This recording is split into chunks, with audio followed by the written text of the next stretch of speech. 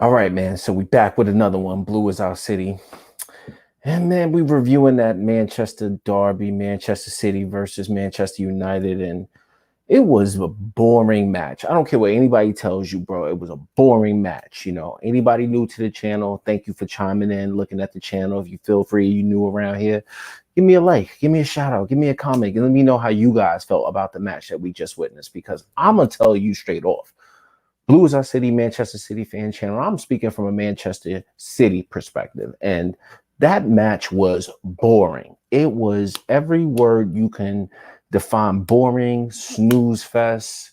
I don't even know what the hell I was watching. I don't really try to do reaction videos after watching a game. I usually try to watch the match over again to see if I missed something, but with this match, bro, I feel like I'm not going to watch this match again because the only thing I'm going to do is go to sleep. So maybe I might put this match on again after I go to sleep. But I must say, from a Manchester City perspective, it was not a good match. Not only was it boring, it was dull. And I get the idea, both teams, coming into it, Ali had just went out the Champions League. United just went out the Champions League, right? Manchester City, we've been winning a few matches, but we played teams like Burnley. We played teams like Fulham. We haven't played big top teams. Our last top team really was against Tottenham, and we lost that match. We lost against Leicester City. So I'm thinking, you know what? We're feeling really good about ourselves. We put together a few wins, and I'm not going to say and be negative that this is a loss, but it does feel like 2 points drop. Let me just not even hold you. I'm gonna keep it all the way real with you. From a Manchester City perspective, this felt all the way like drop points, in my opinion. Not only was it a boring match, it just wasn't the match that we needed. And most City fans would tell you, I don't care what City fan out there, but they would tell you the same thing. We needed this match. It was a good test against us. And playing against United, we know that they are unpredictable. So in the end, it was a 0-0 draw, but we're going to go through this video. So in this video, we're going to talk about, obviously, the result, the Derby Day result, Manchester City versus Manchester United, 0-0, give you both perspectives and figure out from a City perspective what went wrong, what can we do better, and I'm just give you my thoughts, man, just my thoughts. So kicking it off, bro, we got to talk about, what are we talking about? We got to talk about first, like the starting 11, right? So we're going to talk about the starting 11 first. Starting 11, going into the match, I mean, we thought that certain people were going to be locked in. I figured that Mendy was, not Mendy. I'll get to that in a second. But Walker, I figured Walker was going to be a shoe-in, right? So let's just get to that starting 11. I figured Walker was going to be a shoe-in. I didn't think Aymeric Laporte was going to start. I mean, some people thought Aymeric Laporte was going to start, but I'm going to tell you straight up, bro, I didn't think Aymeric Laporte was going to start. I figured that John Stones was going into a nice rhythm. So as you can see the starting lineup right here, we got Edison in goal. We got Walker covering, he's the right back. Diaz playing center back along with Stones and Cancelo. And we're going to touch upon this. I don't know if I want to touch upon this right now or do I want to talk about this later. I think I'm going to hold it back. You got Rodri and Fernandinho in midfield. And we got Mahrez, De Bruyne, Jesus up front, followed with Raheem Sterling. So let me just talk about this starting lineup again. So this starting lineup is so damn frustrating to me. It's so frustrating to me. And I'm going to tell you why I'm frustrated. I'm only frustrated at the Mendy versus Cancelo. Why? I mean, obviously, Benjamin Mendy have been playing the last two Premier League games, right? So the one thing that I would say, and Mendy hasn't been phenomenal in these games, but I thought that he was good. One of the games that he only scored a goal in. But my point of it is this, simply that Mendy provides natural width. So why would Pep Guardiola say, you know what, I'm not going to play Mendy right now? Was it something that he saw in training, this week to say maybe Mendy's not locked in, he's not focused? You know what, I'm not going to go with Mendy, so I'm going to go with João Cancelo instead. Why the hell is he going to start João Cancelo right now? And I know Cancelo has not been the worst at left back, but, over the last couple of weeks, especially against Burnley and especially against Fulham, we have saw Benjamin Mendy get into a nice stride. Now, yes, you can say it was just against those opponents, and this is a real test. And we know that one thing about Benjamin Mendy is that he does provide that natural width. So if we're going to play Raheem Sterling at, up front on the left side, he's going to have to cut in. So why are we not having that overlap opportunity? So Benjamin Mendy can naturally do that. Now, Is he the greatest defender in the world? No. Benjamin Mendy is not the greatest defender in the world. Nor the hell is John Cancelo. He is not the greatest defender in the world. So what are we really talking about here? We're talking probably about offensive production, right? Offensive production, when it comes to Benjamin Mendy allows the natural width to go. And Manchester City fans have already seen that, bro. We have seen that over the last 2 weeks. So for him to say in his mind, you know what, I'm just going to start João Cancelo. Maybe it's something I started in practice. I just think that sends a bad message. And I just don't get why he did it. I really do not get why he did it. So going back to the starting lineup, so I'm going to tear Guardiola up about that. The part I got to give him a little bit of credit for, and I'm just going to be all the way real with it. When it comes to the starting lineup, as you can see, Fernandinho and Rodri in that midfield. One thing that we have noticed about Manchester City is we're in lack of a midfielder, right? And I've done a video. If you've seen my videos, or I made a video about Manchester City needs a box-to-box midfielder and solutions that we need to start looking at for a box-to-box midfielder. Obviously, in this team, I would say that we probably don't have a true box-to-box midfielder right now from Manchester City. So we lack that. But Fernandinho had been starting off the season very slow. He hadn't always been there. So for him to start these two guys and have these two guys on the pitch together, we normally don't see that. So Guardiola is probably saying to himself, look, we know we're playing against Manchester United, and what do Manchester United do well? They try to hit us against the counterattack. And I probably didn't say this in the beginning of the video, but I'm going to go back to that now and say that. So, you know, from a Manchester City versus Manchester United perspective, let's just keep it all the way real and funky. You know, they beat us 3 out of 4 times last year. And I didn't say that early on. I should have said that. But they beat us twice. They did the double against us in the league twice last year.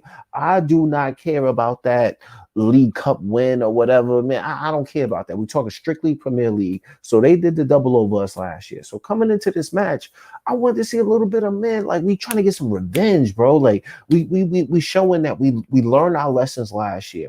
What are we doing differently this year? We got Diaz here, bro. We knew defense was our and our defense was a lack or an area that we definitely needed to improve on. So we went out there and we spent money in Diaz. So I'm trying to see all of that, right? Coming into this match, I'm like saying to myself, bro, we fixed our defense.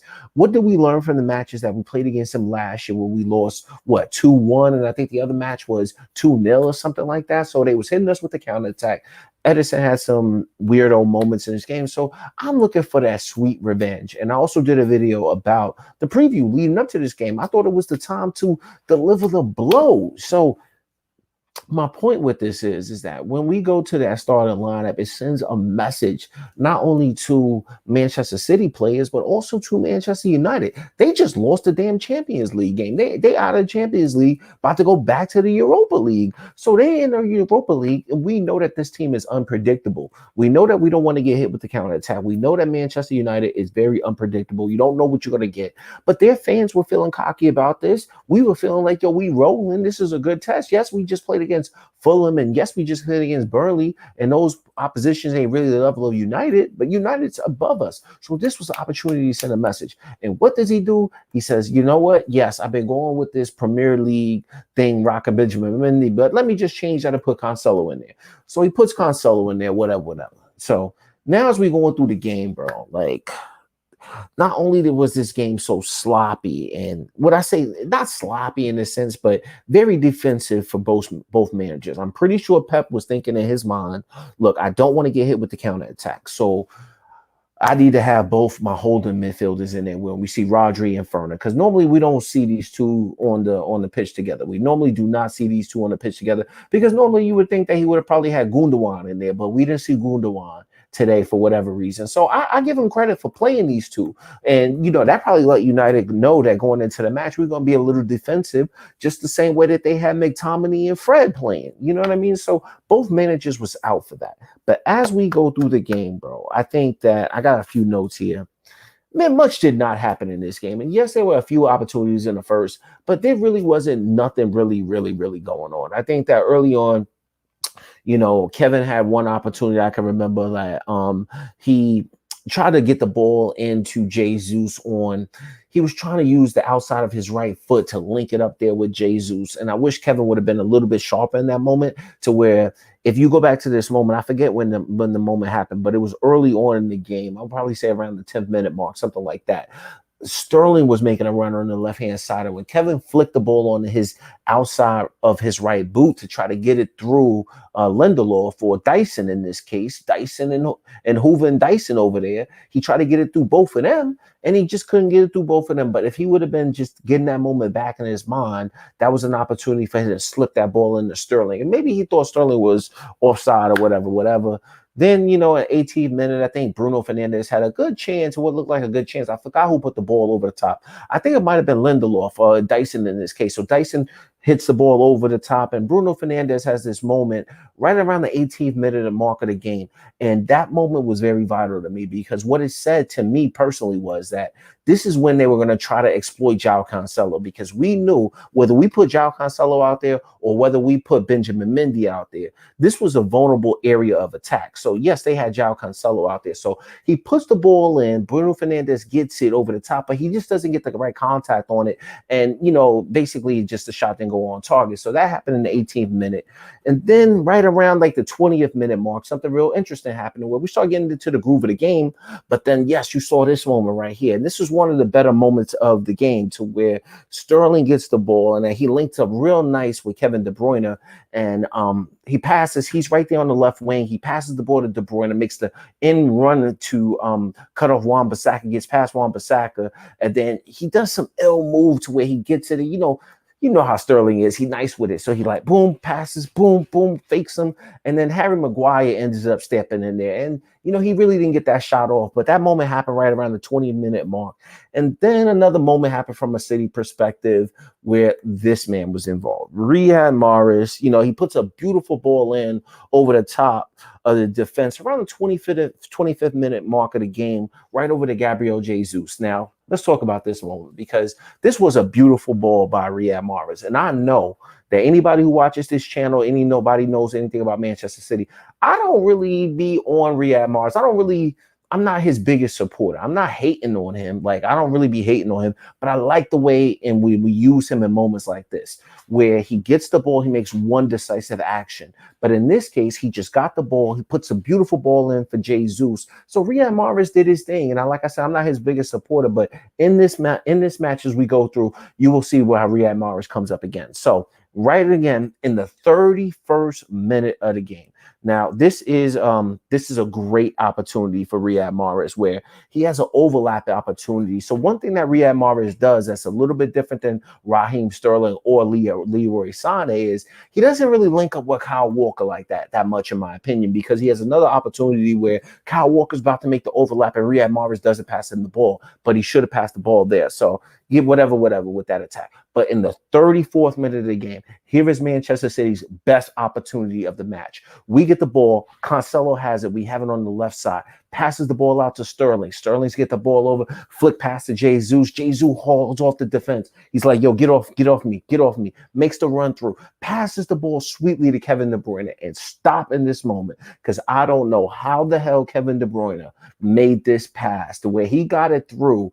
I think that might have been either Luke Shaw, or that might have been, Hoover Harry in this case. But he got the ball over to Riyad Mahrez. And then this is the part of Riyad Mahrez I don't like. So anybody watching this channel, if you a Riyad Mahrez guy, understand I'm not a Riyad Mahrez hater. I just don't like it when this moment in this game happens. So he takes the ball that De Bruyne gets him. Yes, that ball is a little bit further on the right side, but he takes one touch. He takes two touches. And then he has to open up his body for the left foot shot, because we know he's a left footer. He should have just took that shot on the right side, because soon as he waited, everybody was back. I think De Gea was back. Lindelof was back by this point. Maguire was back. This was our one best opportunity for Riyad Mahrez. And Riyad Mahrez, in my opinion, that's the Riyad Mahrez I don't like. In this game to this point, so we 34 minutes in, you did not see an opportunity where he ran directly at Luke Shaw. Luke Shaw did not get a Riyad Mahrez running at him. Did not happen in this game up until this mark, but we're just 34 minutes in. But that was City's best chance of the opportunity. And I think Riyad Mahrez has got to take that shot on his right foot right then and there. Or if he's going to get it, Boom, left-footed, one touch, shoot. When Riyad Mahrez takes 2 touches, 3 touches, when he pauses, when he waits, anything other than one touch and shoot, or one touch and pass, or just pass over the top first time, I don't want to see it. I don't want to see it. I don't care. You might be a Riyad Mahrez fan out there. Let me know. Let me know. Let me know. Oh, shout out to the comments. I got comments in here. Let's see what's going on. Let's see what's going on. I don't even know what's going on. Yeah, bro. Like you said, it was a good comment, bro. It's about 65 minutes in the match right now. So you watching the match. I'm not gonna try to spoil it for you, my man. I'm not gonna try to spoil it for you, bro. But yo, when you watching the match, bro, you see what it is. Yo, shout out to yo, oh my God, right here. Shout out to oh my God. But yo, basically what happened in this game right now. That's what I just saw. I was like, yo, Riyad Mahrez, what the fuck are you doing? And normally I don't curse on this channel. Normally I don't curse, but see, that's that emotion because this is the derby. I want to win this game, bro. So that's really what happened in that 34th minute opportunity. So, yo, the other things we got to talk about, let's just kind of get back into this, as we go through the game. So now right after halftime, that's really our best chance of the half. And both teams are kind of ultra defensive in this game. You know what I mean? Both teams have got 2 holding midfielders. They have McTominay and Fred. We got Rodri and Ferner at this point. And even Kevin De Bruyne couldn't get loose in the first half because they had Lindelof and they had Harry Maguire. But then also they had McTominay and Fred kind of playing this box position on Jesus or De Bruyne when he ran into those spaces. But that's really all you saw in this game in the first half. So later on, as the match goes on, he substitutes and he takes Riyad Mahrez off, right? So he takes off Riyad Mahrez for this man, Torres. And this is where I got to keep it all the way real with people. And people may not like this, but yo, I'm telling you, he should have started Torres in this game. This is the match that you want to start Torres in. And some people are like, yo, why are you hating? I'm not hating on Riyad Mahrez. I'm just saying this is the reason why he should have started Torres, because Luke Shaw can handle Mahrez. He's already seen Mahrez. Remember, they beat us twice last year. They beat us home and away last year. And Riyad Mahrez didn't get off in either one of those games unless you feel like you saw something different. I didn't see anything different, but he didn't get off in those games. So Luke Shaw already knows what Riyad Mahrez is going to do. So I would have liked to see Pep Guardiola start Ferran Torres on the right, or on the left, whatever side. You know what I mean? But he should have started because that was going to give Luke Shaw something Luke Shaw was not ready for. So he wasn't able to really do that. Now, let's just be honest with something too. Torres, when he came on the match, didn't do that much, but he came on in the 66th minute of the match. Guardiola should have made this sub at halftime. It had nothing to do with Riyad Mahrez. And I'm not saying Riyad Mahrez had a good or a bad game. That's not what I'm getting into, fam. That's just not what I'm getting into. But what I'm saying is he wasn't unpredictable. The best chance he had is one time when he lost the ball on Luke Shaw. The other time with that touch, if he just would have opened up a shot first time, maybe it might have been 1-0 and we having a different conversation right now. But that is what it is. So that chance is really what happens. And I'm just going to be honest. Let's just get to it because nothing really happened in this match. And for my guy who's watching, that's why I'm not trying to spoil it for you, homie. I'm not trying to spoil it for you. I saw the comments. Oh, my God, the guy was talking about here in the 65th minute. So I'm just going to leave it to you, bro. Watch the game. Let me know your thoughts. If you like the content, feel free to hit the like button, hit the share button, bro. That's what I'm here for. I want to talk football for people out there. So, bro, getting into these possession stats, and let's just be honest. We had 54% of the possession. They had 46% of the possession. So possession don't really mean much when you're talking about Manchester City. It don't really mean much at this point because at the end of the day, check out the comments. Oh, we got people watching in Florida. Yo, all right, shout out to Florida. Shout out to, everybody chiming in. Yo, I'm loving the conversations right now. I'm loving these conversations, bro. Shout out to people, bro, that's in the South, bro. If you're in the South or you're in the North, bro, it's cold up here up north. If down South, bro, and it's warm, enjoy the weather, bro. But, that's what it is, bro. So as I'm looking at this game, bro, and when I'm talking about these stats, bro, both teams probably had like 2 real opportunities within this match. And at the end of the day, really wasn't nothing really going on in this match. We both had 2 opportunities. I think Bruno Fernandes had both of their opportunities, which really wasn't much of an opportunity. And then we had one chance from Kevin De Bruyne, which he couldn't really do much with. And Jesus probably tried to get the ball on and then try to pass it down. And maybe Jesus should have shot that first time that went on in the game. But like I said, it wasn't really much going on in this game. So from a shots perspective, they had 11 shots. They had 2 on target. We had 9 shots and they had and 2 on target, which were De Bruyne and probably Raheem Sterling, at that point, or Mahrez or whatever. It's just like, yo, bro, it was just nothing, nothing, nothing in this game. So when I say so what about these stats, and the reason why I say so what about these stats is because this game didn't have nothing in it. It did not have anything in it from a stats perspective. Like, we didn't take a lot of shots. We were kind of wasteful, but we didn't really feel like we were on the front foot. And that's what I'm saying, bro. And when I say so what, I don't care about these stats. I don't care about them having 11 shots and 2 on target, bro. We should have had at least 6, 7 shots on target. And maybe our front line is not there right now. But what it also speaks to is that we're not really poking fear in people's hearts anymore as Manchester City. There was a point in Manchester City, I mean, with Guardiola, and even probably before Guardiola, even remember when Pellegrini was here, we were still kind of doing our thing, and we were still kind of putting fear in people's hearts. And we're not really doing that no more. Teams are really gladly let us have possession and just hit us on the counterattack. So that's what it is. Now, kind of going in this match, I got to ask this question, right? Which one of these managers do you think would be happy with this match? If you're a City fan out there, or you're a United fan watching the channel, let me know your thoughts. But which one of these two managers do you think will be happier with this result? And at the end of the day, I got to say, I got to keep it all the way real. It's got to be Ollie. Ollie's going to be happier because if you really think about it like this, bro. Ollie coming into this season, bro, he had a lot of expectations. Pep Guardiola, he got the same expectations kind of coming in. Plus the fact that we came in second last year, but we didn't make it all the way like we needed to. You know what I mean? So it was, it was really kind of disappointing, man. I'm just going to say that. Pep Guardiola really can't feel happy about this match because as a Manchester City fan, I feel like it's 2 points dropped in the sense of our attitude. Now, all in all, it is a 0-0 draw. We would gladly take a point, but it speaks to something larger that's going on at City, and I got to keep it all the way real. We got to ask ourselves, what is missing? See, I almost cursed right there, bro. See, I don't even trying to curse, but matches like this make me mad as a Manchester City fan.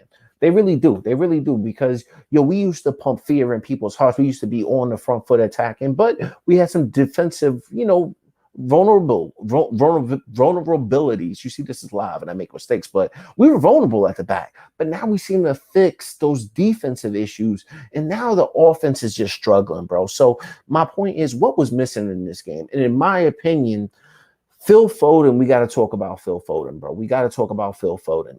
What happened with Phil Foden, and why is Pep not playing him? Like, there was an opportunity in this game to where it felt like it needed Gundogan or it needed Foden it needed Gundogan or it needed Foden to come in the match. So, that's what I feel like it needed in this match, and we didn't have any of that. And I'm saying to myself, bro, like, why are we not putting Phil Foden on? This is a good opportunity for Phil Foden to go into the match, and he's born and bred. He's got Manchester in his blood, bro. Like, he bleeds for this club. He bleeds for the club. Damn, I gotta take the banner off. But my point is that he bleeds for this club, bro. Put him in. There was an opportunity where you could have put him in the 70th minute. If you felt like Raheem Sterling, he's going to be a forward now. I got to make sure I got the camera. He's going to be a forward now. Only you could have took Raheem Sterling off in this game and brought Phil Foden on. But he has a little bit of what we needed in this game, and I thought we missed Phil Foden in this match. And for the love of me, I just can't understand why Guardiola just doesn't put Phil Foden in matches like this. Like, it's a great opportunity for him to come in. Okay, you don't want to play Phil Foden, right? So why would you just take away the Benjamin Mendy aspect of the game? Because Benjamin Mendy, there were points in this game. Now, I'm watching the game over here in America. So I live over here in America. I'm watching the game on NBC. And even one of the colleagues or one of the commentators said City are too narrow right now. We always get mad narrow when we try. And, let's just keep it all the way real. I'm tired of this inverted stuff. I'm tired of. I'm through with it. It's not looking good. And it's too much pressure on the club right now. I'm not with the inverted wingers right now. And if we're going to have Raheem Sterling on the left, knowing that he's right-footed, and we're going to have either Bernardo, or we're going to have Riyad Mahrez on the right. If we're going to play that system, then what we need natural fullbacks, bro, that can overlap. And I don't want to see inverted wingers and inverted fullbacks. It's just too much, bro. It's too much. And Guardiola just needs to keep it simple, Pep. Keep it simple. So I don't understand why he just, chose to do that, bro. Like, yo, all right. So people say, shout out Southeast America. So people in parts of America, let me know, bro. If I see you in the chat, bro, and let me know where you guys are from, I'll shout you out, bro, while you're watching the channel. But, bro, that's what I feel like. If we're going to play this system with these inverted wingers, then we need natural fullbacks. So the question is, are we going to go into the transfer market? And I know a lot of Manchester City fans out there talk, yo, I want to get Haaland for this team, or we need a new left back. One thing that you're seeing, I'm kind of respecting about the club, and I'm going to be honest with this, and I'm passionate about this as a Manchester City fan. Most people have this misconception out there that Manchester City go out there and we spend all this money, 700 million. Yes, those numbers are there. I'm not getting away from, we spent 700 million. I'm not getting away from that. But the one thing about Manchester City is that we normally don't pay 100 million for players. Recently, this was the most we ever paid for all these players. If you look at all of our most recent signings, they've all been transfer fee, world record, transfer fee, world record. And then we run our wage budget very strict. So I commend the club for saying, yo, you know what? We're not going to, I guarantee you the club is not going to give Pep Guardiola a lot of money come January. The club is not going to spend a lot of money, bro. I'm sorry, I got to take a sip of this tea, bro. It's hard work doing this. It's hard work doing this, but bro, I'm telling you, the club is not gonna, spend wild money. They're not gonna give Pep Guardiola mad money because they saying to themselves, bro, you picked this team. You had Riyad Mahrez when we don't need Riyad Mahrez. Now you got Aymeric Laporte. How much money we pay on Aymeric Laporte? We spend mad money on Aymeric Laporte. Did you see him, yo? I'm watching, like I said, over here in America, and I can see people shouting out, Sweden, and it looks like Sweden's in the chat. Yo, we got people shouting out. All right, people shouting out. They look like from different places. People look like they're from Florida. Yo, people look like they ain't here from Chi-Town. Chi-Town, get down. All right. Cali showing love. But, yo, that's what I'm saying. Bro, over here in America, we watching the game. In the beginning of the match, bro, they showed a picture of Aymeric Laporte in the stand. The man looking so sad, butthurt. And then, yo, we spent all that money on him, and he just up there looking sad. So it's like, bro, the club is not going to give him all that money for Aymeric Laporte, Riyad Mahrez, and it has nothing to do with Riyad Mahrez. I know people be thinking I'm hating on him. It's not that I'm hating on him. I think he's a fantastic player, but we paid a little bit too much money for him. And then now going forward, we're starting to reap the benefit. We're starting to reap what we sow when we come to spending all that money, because we don't have enough money to go out there and go buy Haaland right now. We are probably short about $100 million of where we should be. So Manchester City is not going to go out there and spend a whole bunch of money. It's just not going to happen. So this team, that what we got is really what we got. And we got to be honest with ourselves on that, bro. So that's one thing I'm really struggling to say. What is missing with this team? If Foden has to get more games, it could have been Gundogan, or it's got to be Mendy. We got to use this team a little bit more effectively than what we're currently using this team, because we might be stuck with this team for the rest of the year, bro. So that's what I'm saying. And then lastly, y'all, this is not lastly, but I got to touch on this. Where is the fight when it comes to this City team? We watched this derby today. Everybody's been talking about this derby, and we've been hyping it up. And I saw even some of the stuff over here in America, they talking about, they didn't hype up this match that much. Where was the marketing behind it? You know what I mean? But at the end of the day, why would they put marketing into this crappy ass match we just saw? This match was terrible, bro. It was so sleepy of a match, bro. So why are they gonna put into that? So for whatever reason, everybody's like hyping up this match, or we all felt excited coming in. Whether you're a United fan, a Manchester United fan, or whether you're a City fan like me, bro, you wanted to see a little bit more fight in this match. And honestly, after watching this match, I even tuned in to watch, I think it was Sky Sports, and Roy Keane of all people was like, where's the fight? He was like, at the end of the match, yes, you can say we don't want to lose and we'll settle for a 0-0 draw, but it's too friendly out there. And I didn't agree with him necessarily with the too friendly point, but my point of it is that I didn't see a lot of fight out there. And the one thing that I feel like this Manchester City team is lacking is that need to fight. Now, yes, we are doing better defensively, so I cannot take that away from us, because I think we've had 6 or 7 clean sheets or something like that. We're doing pretty good when it comes to that. But I'm talking about going forward, that fight, that will we used to have for teams to know that they fear us, because we're going to be intricate with our passes. We used to run up on teams and score 6 goals, 7 goals, 5 goals. We used to see that, and we're not seeing that type of fight.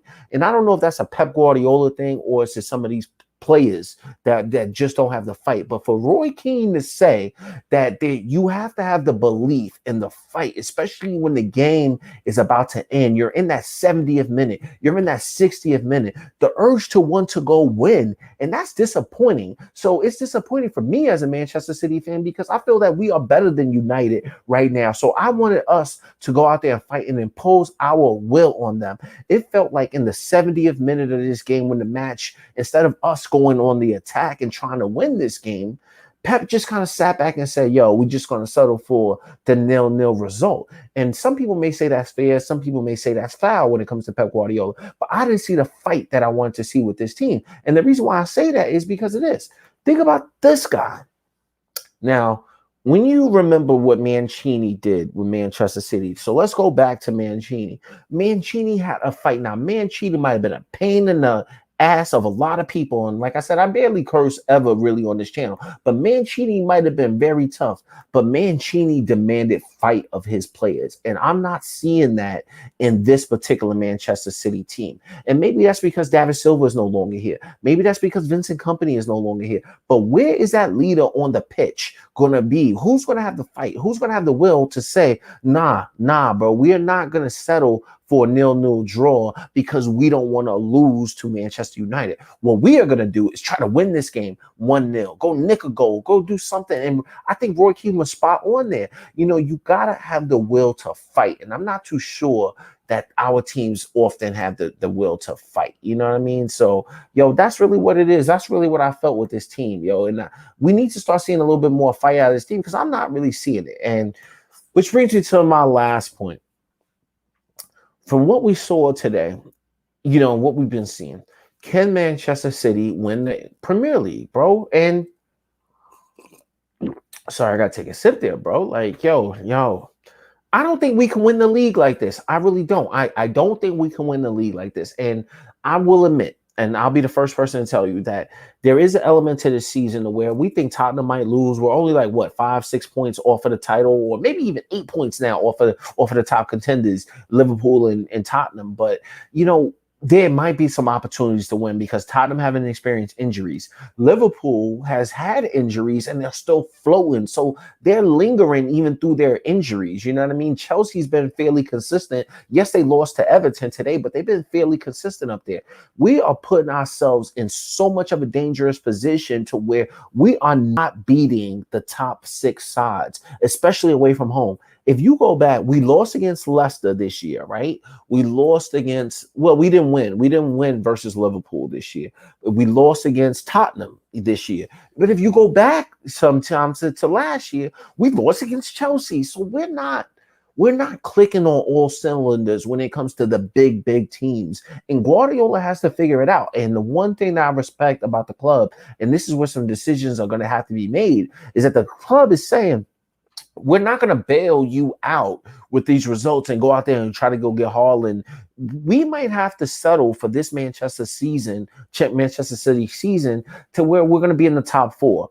I hoped, me personally, like if you other City fans out there, please let me know. If you like the video, share the video, but also feel free to comment on the video because I really want to know what are your thoughts out there. Do you feel that Manchester City can win the title? Do you feel like Chelsea can win the title? But in my opinion, I come into the season thinking Manchester City can win the league this year. But from what I'm seeing, I don't think we can win the league this year. We have put so much pressure on ourselves to now we got to go out there and beat Chelsea when we play them twice. We got to go out there and beat Liverpool. We got to go out there and beat Tottenham next time we play. We got to go out there and beat United. In addition to winning all our other games, we can only lose about 2 more games this year. So we have put ourselves under immense pressure. And that's where my frustration and my disappointment with this result comes from, is that, yes, we did a great job defensively. So lastly, I will say that, we did a good job defensively. We kept a 0-0 draw. We got a point. Yes, we did. We did not lose. But we made no sacrifice and no changes to implement our willpower on Manchester United when in the previous years we had the ability to do that. And I want to see more fight out of this team. I want to see this team recognize that now we cannot lose any other games because we have put ourselves under so much pressure, and United probably feels happy about the end of this. So we're gonna have to settle with this 0-0 draw. I'm a little disappointed. Other fans out there, bro, let me know how you felt about the match. But all in all, I must say I wasn't happy, and hopefully we'll see a better result next time. But this has been another video. Blue is our city, Manchester City. Still rocking with you through draws, through wins, through losses. No matter what, I'm gonna represent this to the day I die. But at the end of the day, this is what I do it for. I do it for Manchester City fans out there. I do it for people who enjoy the content. But thank you guys so much for listening to me, watching me out. Shout out to everybody who was shouting me out from around the world, bro. It was like Sweden was in the house, America was in the house, Florida was in the house. But thank you guys so much for watching the content. I'm gonna get out of here, but peace. See you guys next time.